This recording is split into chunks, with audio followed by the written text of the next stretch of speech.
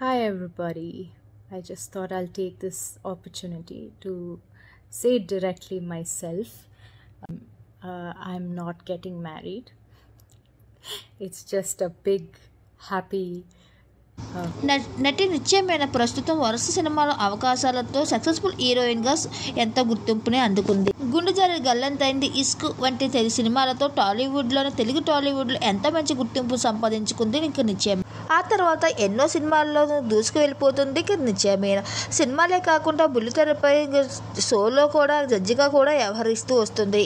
అయితే నిశ్చయం మీద ఇంకా పెళ్లి కాలేదు. అయితే ఆ మధ్య కాలంలో పెళ్లి గెటప్లో ఉన్న కొన్ని ఫొటోస్ని షేర్ చేస్తూ అభిమానులకు షాక్ ఇచ్చింది.